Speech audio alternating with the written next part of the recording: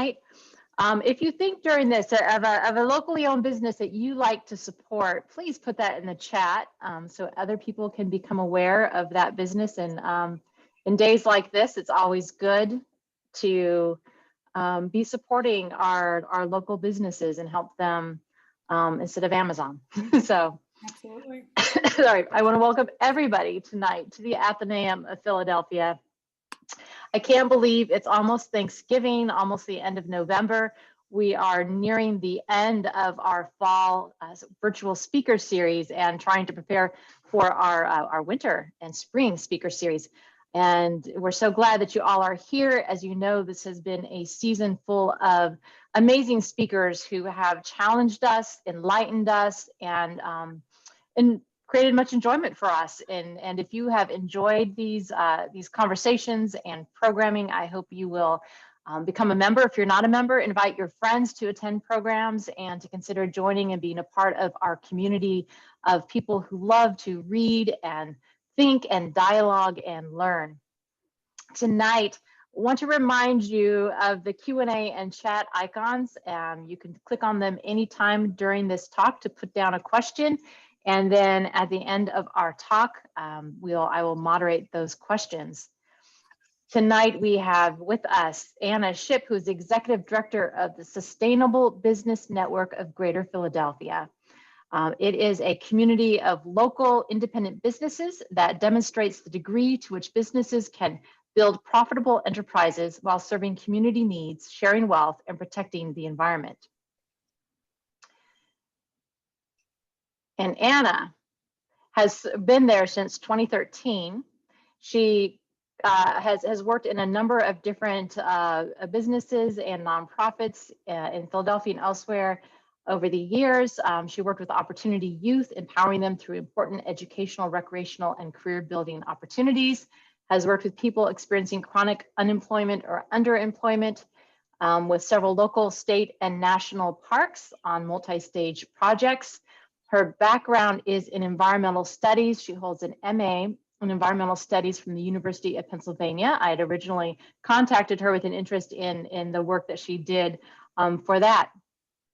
She focused on sustainability and was a 2012 U.S. Forest Service Sustainability Science Fellow, the 2013 recipient of the Dr. Frederick Scatena Award for Outstanding Research in Urban Forestry, and a 2015 Fellow of the Environmental Leadership Program. She brings a lot of wisdom and knowledge, as well as the stories of our local business leaders and owners as they are dealing with a very tenuous situation right now and are continuing to work to build a sustainable economic environment. So at this time, I'd like to turn it over to you, Anna, and we are so glad you're here. Welcome. Oh gosh, thank you. And thank you so much for having me. It's truly an honor to be here. And thank you for the very warm introduction. I personally really love really rich discussion following lectures or presentations. So I left plenty of time for your questions at the end of this. And so as Beth mentioned, please do think about them as I go through. And I'm really looking forward to the conversation. Before I dive in, and Beth, you alluded to this, I want to just offer a bit of context for, I think, this conversation and sort of the unfortunate serendipity of this conversation, the timing of it. It's been heavy on my mind, and I trust it's already on your mind as well.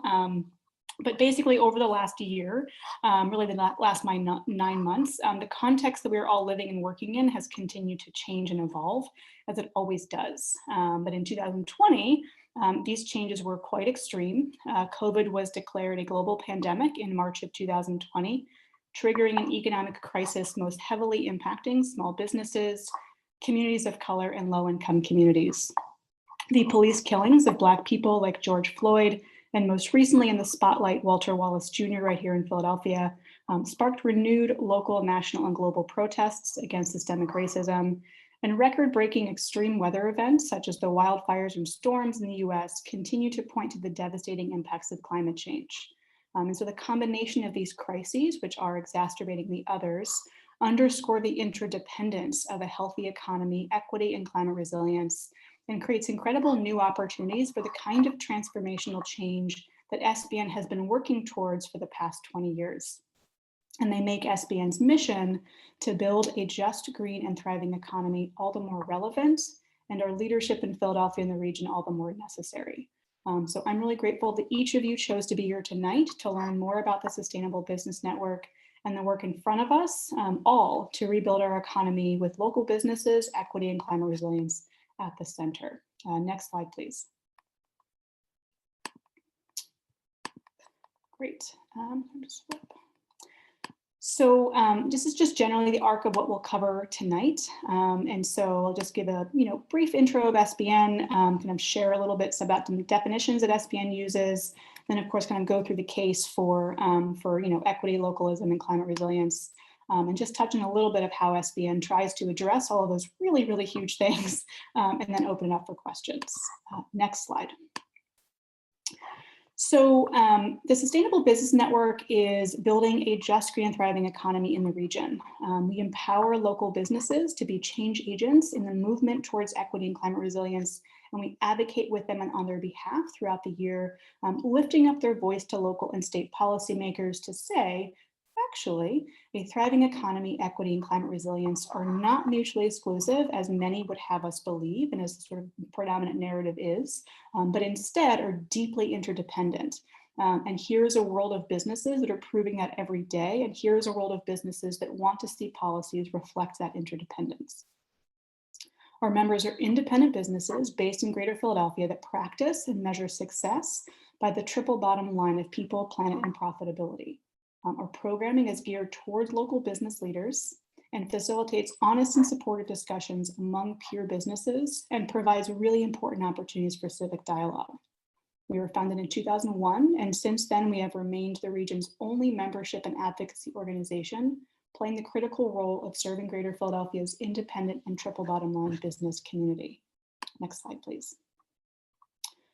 So what do we mean by local, independent, and triple bottom line? Just to kind of square us in some definitions here.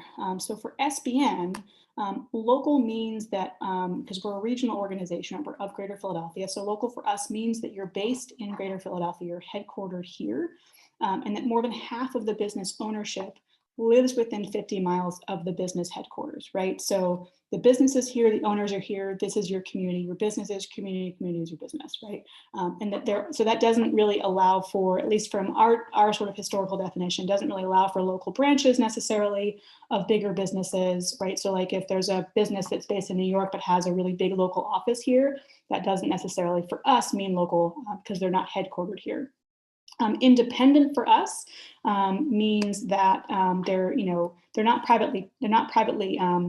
publicly traded, right? So they're privately owned, whether they're owned by the employees through an ESOP program, like an employee stock option, whether they're cooperatively owned, right, community owned, all kinds of different kinds of independent ownership structures.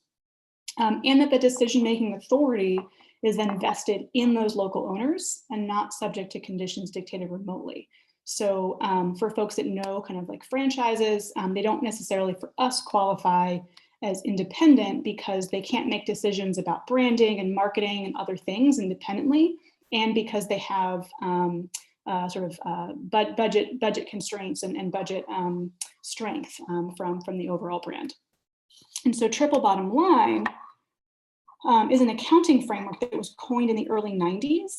And it really, so the traditional bottom line that we're all aware of is the economic performance, right? Your sort of fiscal success. And the triple bottom line measures also social and environmental performance. And it's, do the least harm, do the most good, kind of that sort of holistic thinking. I want to point out here that triple bottom line is very distinct from corporate social responsibility. So for us, triple bottom line, and in all of our experiences, triple bottom line is really integrated into the DNA of a business's decision-making, or, you could apply this to you as a person or an entity or any kind of like other sort of system or structure. Triple bottom line thinking is sort of integrated into decision-making, right? So how is this going to advance equity? How is this going to advance climate resilience? And how is this going to benefit my bottom line? Whereas corporate social responsibility really tends to be like an aspect that aims to offset some of the business's negative impacts, but doesn't necessarily change the practices themselves. So I think that's a really important distinction to make when we're having this conversation. Next slide, please. So the values of the dominant kind of like free market capitalist system that we exist in are exploitative and extractive, right? And a lack of regulation really on that, sort of the creation of a free market and the allowance of that without regulations really endorses then those values and subsequent behaviors. And we've seen through many, many years and decades, especially this year, that those are really unsustainable practices. And so then what is sustainability? The definition that SBN chooses to use, which is much more expansive than the more common understanding of the term, which tends to focus narrowly on the environment, is the capacity to maintain an entity, outcome, or process over time. So it's really, really broad, right? The capacity to maintain an entity, outcome, or process over time. And so within the business realm, practitioners apply this concept to connote like maintaining, if not improving, healthy economic, ecological, and social systems. And so economic sustainability are systems of production that satisfy present levels of consumption without compromising future needs. Social sustainability are systems that encompass notions of equity, empowerment, accessibility, participation, and cultural identity. Environmental sustainability, which most of us are most familiar with, are systems that ensure the natural environment remains productive and resilient to support life by conserving an ecosystem's integrity. And so by implementing a wide range of practices that promote and prioritize environmental and social impacts, as well as economic metrics, ideally as equally as possible, businesses can be positive influences in their communities and the world at large. And I think really importantly, it's a competitive edge. And so trends towards shopping with and working for companies that align with personal values are growing. Values-based consumers are a thing. There are studies around them, and they show that a company's ethics and values are increasingly influencing consumer choice. And a recent study actually found that job seekers are looking well beyond the perks of a company to find workplaces that support the issues and the values that they care about personally. And so with attitudes about values shifting and a growing understanding of the need to mitigate climate change and address systemic racism and other intersecting inequities, while also creating strong local economies, values-based businesses are really poised to see growth across industries. Next slide, please. So why local? Local independent businesses have wide-reaching positive impacts on their communities. Research consistently shows that thriving independent business communities are linked to higher incomes, less economic inequality, higher rates of entrepreneurship, more tax revenues, stronger community cohesion and well-being, and improved environmental sustainability. A report by the Institute for Local Self-Reliance found that small businesses deliver better value in many sectors, and entrepreneurship is essential to broad prosperity and a strong middle class. And we know that dispersed economic power also supports a strong democracy. One of the strongest economic impacts of local independent businesses is their multiplier effect. While every purchase has an impact in the economy, regardless of what we want, right, it always has an impact if we vote with our dollars. Buying from independent businesses circulates 3 more times in the local economy.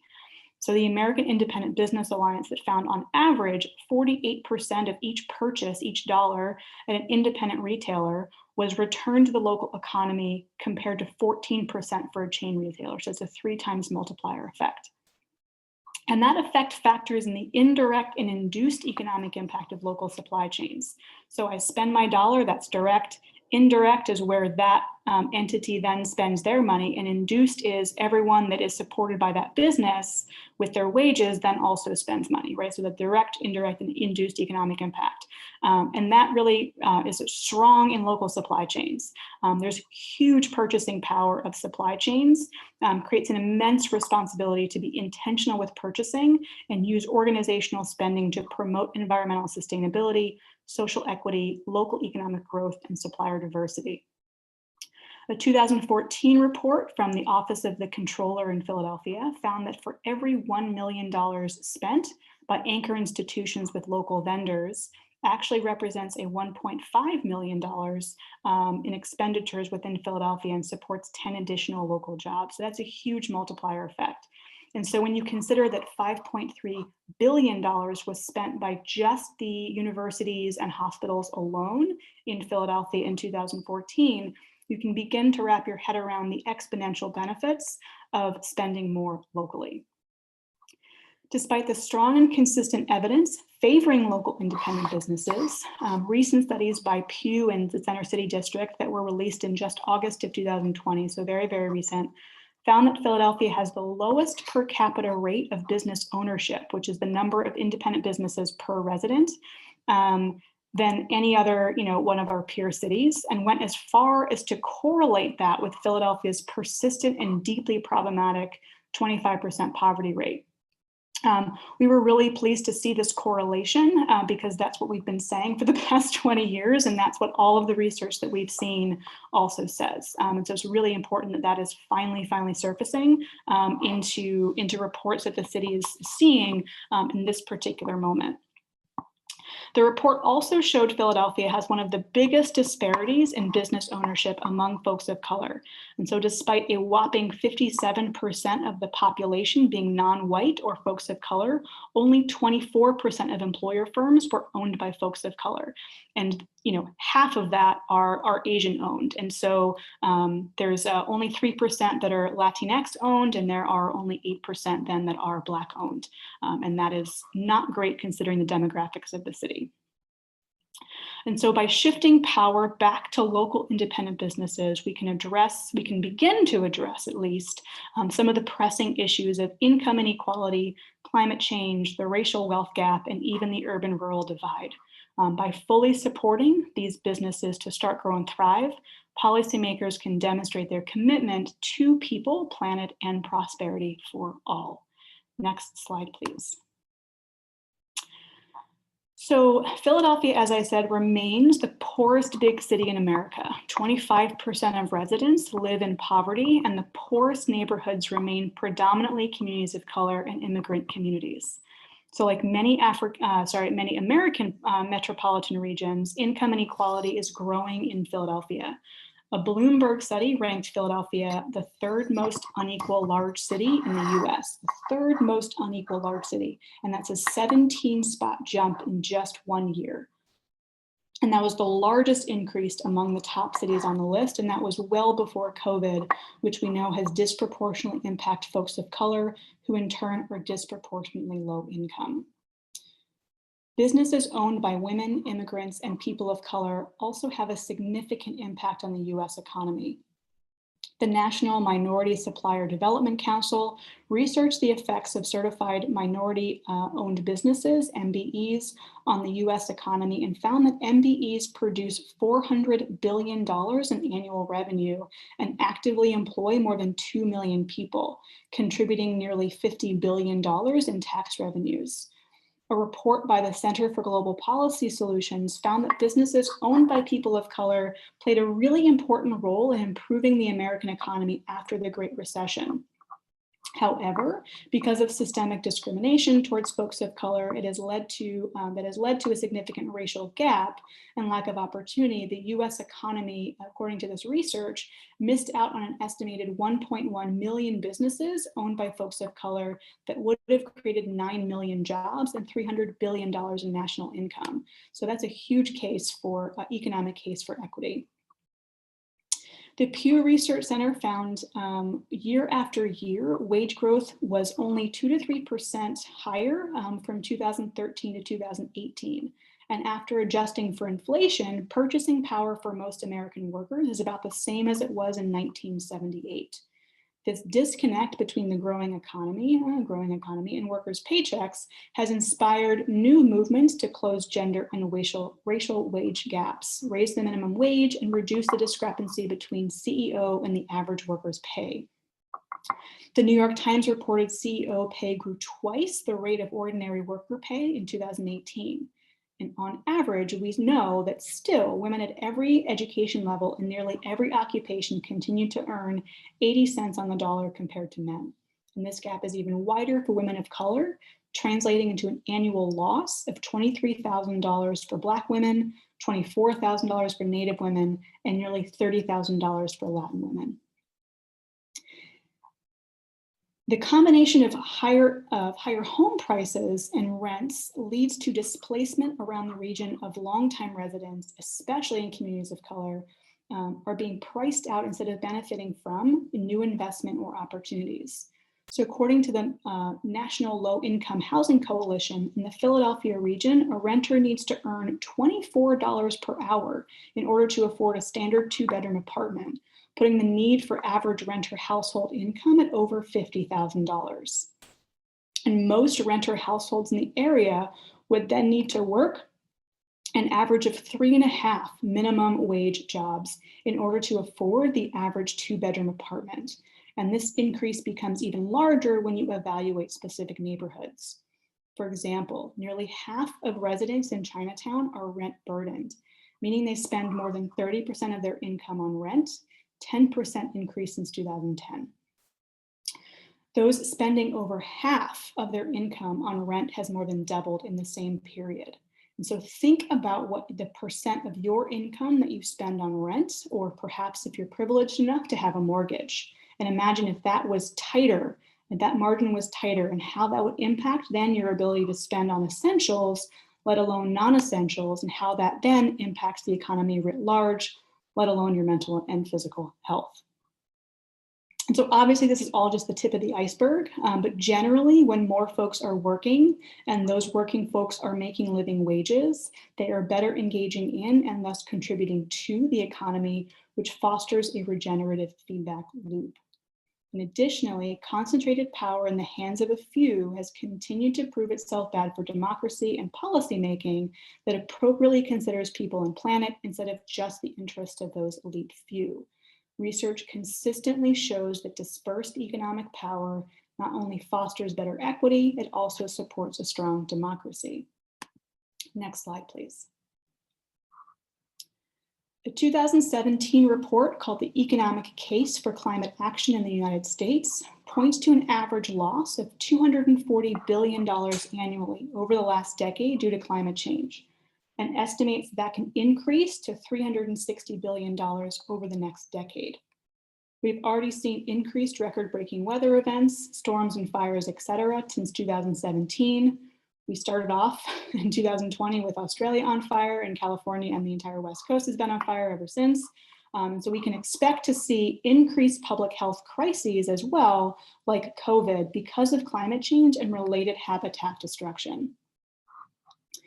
According to the Environmental Entrepreneurs, which is part of the NRDC, they publish an annual Clean Jobs report, and their 2019 Clean Jobs Pennsylvania report showed that renewable energy and energy efficiency sectors outpaced overall jobs growth in the state by 5 times and employed more than double the number of workers as the state's entire fossil fuel industry, and that's a difference of nearly 45,000 workers. Independent Pennsylvania-based businesses, rather, in the renewable energy and energy efficiency sectors were driving this growth. 2 out of every 3 clean energy workers are employed by businesses with fewer than 20 employees. So this is a case for the economy, and it's a case for small business and local business as well. Nearly 80% of clean energy jobs across the country are in the trades, construction, or manufacturing, 80%. Accounting for more than 2.25% of the nation's overall employment. That's more than teachers. And that's again without strong supportive policies for renewable energy or energy efficiency. In Philadelphia, the city's estimated $2 billion investment in green stormwater infrastructure, so kind of nature-based stormwater management, over a 25-year period is expected to produce double that, $4 billion in economic impact in the city alone, and supporting nearly 1,200 jobs every year for the 25-year life of that plan. Federal Clean Water Act requirements for stormwater management are driving investments in green infrastructure across the country and creating really huge opportunities for similar economic impacts nationwide. I'm personally excited about the possibility of economic stimulus packages because infrastructure is pretty standard precedent in those, and I'm hoping that we can get green infrastructure as well as energy infrastructure renewable energy infrastructure in there. 2017 study by the Federal Reserve Bank of St. Louis and the Board of Governors of the Federal Reserve System found that regional food systems represent a promising avenue for economic growth, both rural and urban communities, through the creation of new or the enhancement of existing jobs and businesses. In Greater Philadelphia, prior to COVID, the local food economy supported over 330,000 jobs across 25,000 businesses, which represents 12% of all jobs in the region and 15% of all businesses. That's a huge chunk of the economy. 95% of Philadelphia's food businesses have fewer than 50 employees, and 90% have fewer than 20 employees. So the majority of the food economy are also small businesses. Recovering and strengthening our local food system is critical strategy for economic recovery, small business recovery, and food security. Next slide, please. So that is a bonkers amount of data and information. I know it's very dense. And so I hope that you've picked up that all of this information is just the tip of the iceberg on any of these topics as standing alone, and that each of these issues are deeply interconnected and interdependent. We can't successfully advance any of those issues without considering how the others interplay, and that requires triple bottom line thinking. So what is SBN's plan to address these huge pressing issues? We take it in stride, one business at a time, working with one business at a time and building a strong community, peer support community of practicing triple bottom line businesses to work and learn and grow together. It's really hard to be a business. It's really hard to be a values-based business, and folks need peer support. That peer support is second only to friends and family as a valuable resource. We also work to advance industries like green infrastructure, renewable energy and energy efficiency, and responsible local food systems to affect real economic, social, and environmental change.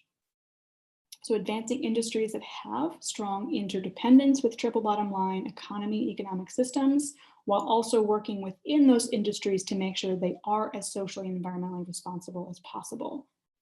And we lift up and amplify the very important voices of the local business community to our elected and non-elected representatives to ask for real policy change that centers localism, equity, and climate resilience. Business owners consistently reference the importance of being connected to a trusted coalition that understands their needs and advocates on their behalf. And as I mentioned, second only to friends and family, business owners consistently cite peer businesses as their biggest resource. And SBN is that supportive peer network and advocacy organization for local independent triple bottom line business owners. And so if you know any business owners that would relate to what SBN is doing, please do send them our way. Otherwise, reach out if you want to get connected with our work. And so next slide. So that is it. I am here for your questions. Thank you, Anna. This was really fascinating. As you said, it was dense, but a lot of information I know I didn't know, and I'm gonna guess other people did not either. I want to invite you, if you have questions, you can put them in either the chat or the Q&A. I'll be keeping track of both. We got a few more. First Generations Cafe Takeout Diner is a place that people like to shop and support. I would love to know, just now you were talking about the peer support. Mm-hmm. And what does that look like? How through the SBN do businesses get connected with each other? What sorts of things do they do? It's a great question. So one of the things that I think makes SBN really unique is how we organize our networking in our community. So I think for folks that may be part of other business organizations or familiar with other business organizations, networking is usually like handshake, business card exchange. Like what can we work together, do business together? And SBN's network is really relationship oriented, and so we bring folks together around content. And so our content again is designed to help a business be a better business. So how can I think about my hiring practices or my workplace culture or my supply chain or my governance or my waste stream or all these other things. And so already folks have a common interest because they're coming together with this content. And then we have really rich discussions and dialogue among the businesses that are attending to say, okay, So what's your experience with this? What is your, what are your lessons? If you could give your advice, give yourself advice, 10 years ago, right? Like, what would it be? So like, why do you do this? What's been successful? What have been your learnings and challenges? What advice would you give? And really having that exchange, because every business owner that we've worked with, always, at least the ones in our network that are practicing this triple bottom line, which isn't really like an arrival, it's a practice, is that folks are kind of in this constant state of learning, right? And so they don't always feel like they know all the things that they want to know. And so we try to make space for them to learn from each other and share with each other. And so sharing resources, sharing, business practices, all kinds of really great things. And it's this really unique, really honest and vulnerable space where business owners are, like disclosing some really personal challenges and professional challenges they're having. And I think that's really, really powerful, and helps everyone, I think, feel less alone in what they're doing. And I think also helps them feel like they have inspiration and ideas to then bring back to their business, and think about ways to apply those lessons and learnings. This is a good question. Does the Sustainable Business Network exist outside of Philadelphia? Are there other SBNs elsewhere? Yeah, or are you unique? We are quite unique in many, many ways. I think one of the things that I love telling the story of, and I'm glad for this question, when SBN was founded back in 2001, our founder, Judy Wicks, who some folks on this call might know her name, of the White Dog Cafe, she also founded an organization called BALI, the Business Alliance for Local Living Economies. And so back in 2001, SBN was only one of 2 organizations like us in the entire country that we're aware of at all. And those 2 organizations, SBN of Greater Philadelphia and SBN of then Boston and now Massachusetts, were co-founders of the Business Alliance for Local Living Economies, which then incubated nearly 80 local and triple bottom line business organizations across North America over like a 10 or 12 year period. So SBN's legacy and impact, in the movement is really, really exciting, and I'm really proud of it. And are you still doing work at incubating and encouraging new businesses to start? So BALI shifted its scope a couple of years ago and are working with leaders versus business networks. But there's another organization called the American Independent Business Alliance, which basically wrote the book on all things local, buy local campaigns and local first campaigns. And they've actually been doing some really interesting work the past couple of years to try to fill that gap. I don't know about necessarily incubating, but they're definitely providing a really incredible resource to entities like SBN and others across the country that are working and serving with local independent businesses. Are there any companies you've seen really flourish after becoming a part of SBN, if you want to share any of those success stories? Yeah, so many success stories. I think one of my favorites, absolute favorites, is when SBN first started. Well, I'll see if I go back. So SBN, again, was founded in 2001. I don't know if folks are familiar with B-Lab or certified benefit corporations, but B-Lab is kind of an international accreditation entity that, and certified benefit corporation is this really, really rigorous process that a business would go through and to basically prove that they're triple bottom line and hit a minimum threshold of practices and expectation, again, guidance, community, all the other things. So SBN piloted the very first impact assessment for B-Lab, who's headquartered right outside of Philadelphia, which I don't think is a coincidence. And so we piloted that first impact assessment. And one of the things that we did when that impact assessment first came out was actually ask all of our members to take it.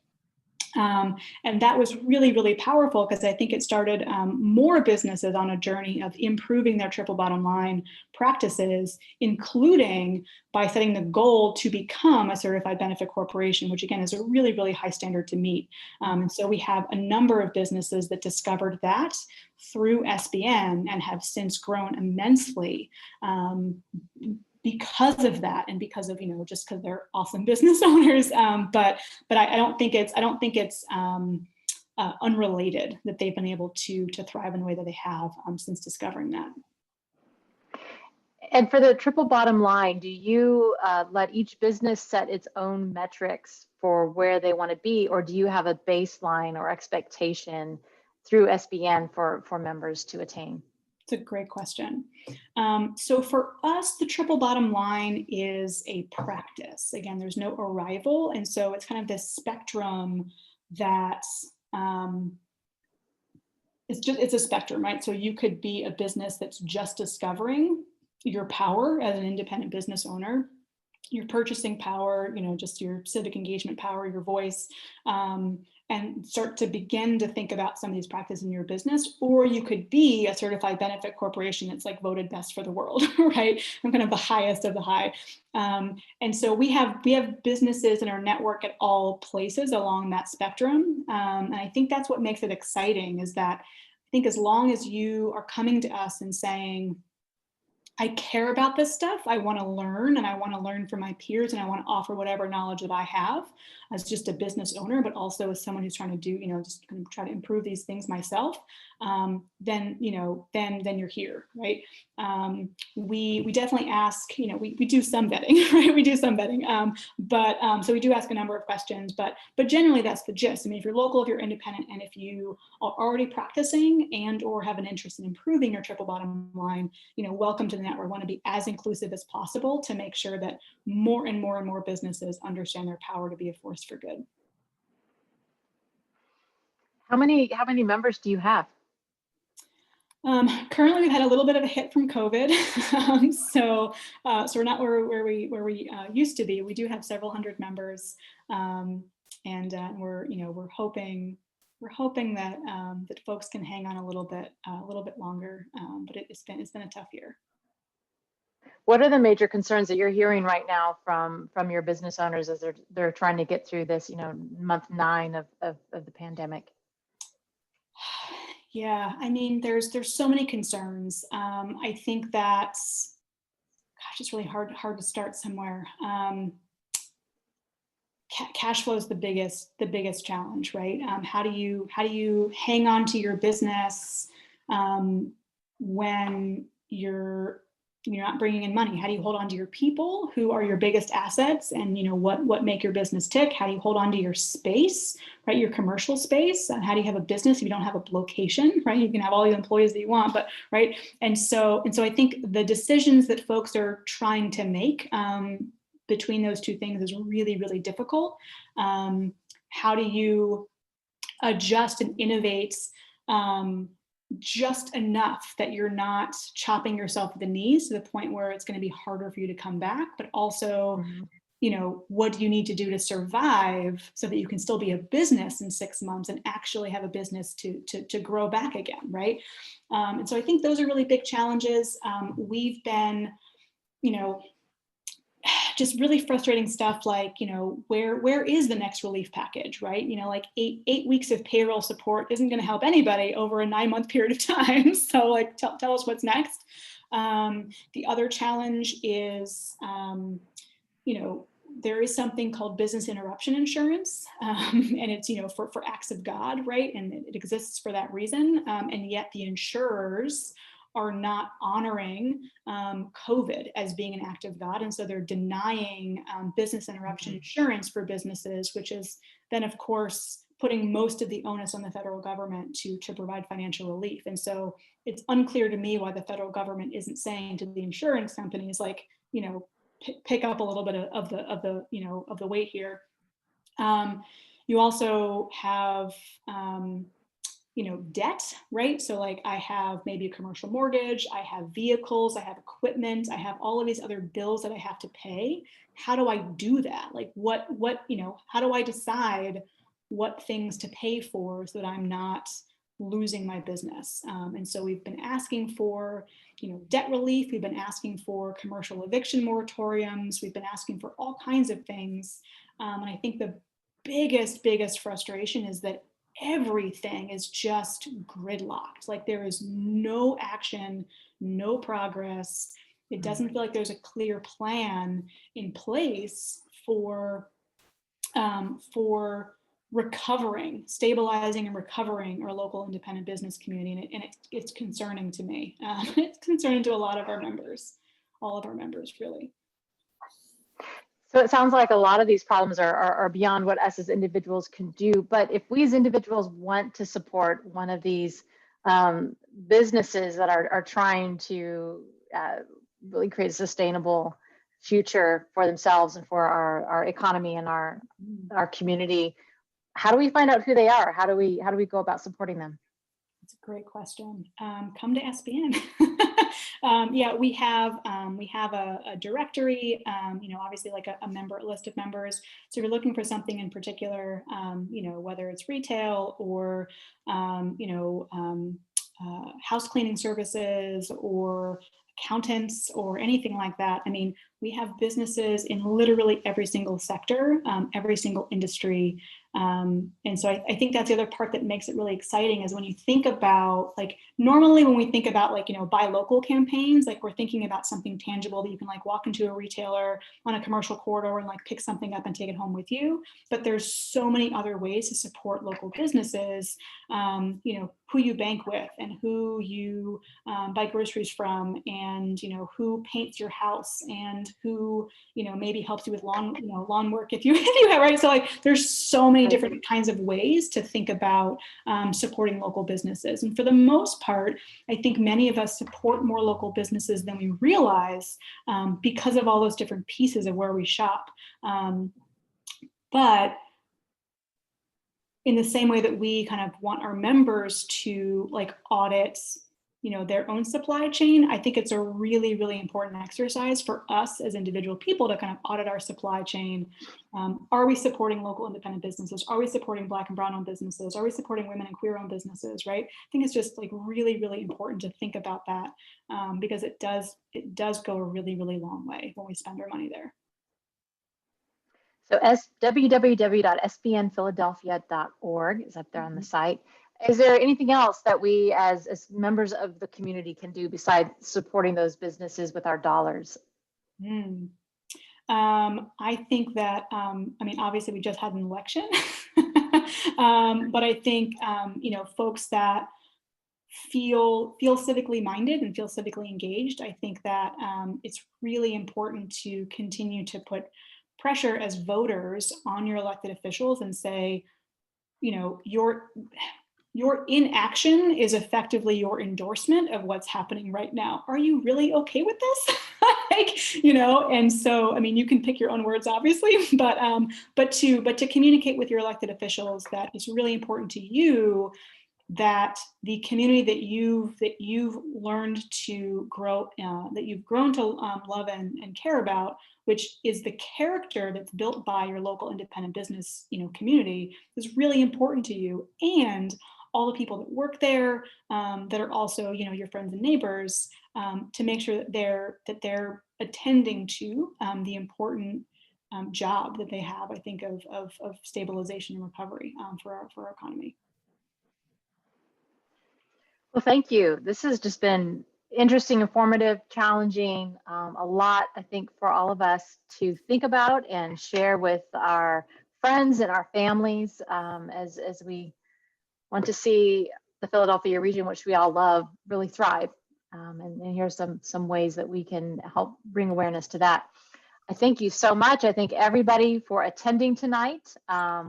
Invite you all to share. This will go up online if you want anybody to else you think they might enjoy it. You can share this with them after it goes up on our YouTube site. And we have a couple of late ads for programming coming up in December after Thanksgiving. Ask that everybody stay safe, whatever you do in the coming few weeks. And you can have curbside starting tomorrow. Every Tuesday, Thursday, we'll have curbside or vestibule pickup and drop off of books. So if you want to check out books, email Jill Lee and let her know. Ebooks you can get online anytime. Become a member, subscribe, invite your friends. We're so pleased to have you all here tonight and wish you all a good evening. Thank you. Thank you. Good night, everyone. Happy holidays. Off the top of your head, do you know if a restaurant called 2637 Brew is an SBN member? Not off the top of my head, no. Okay.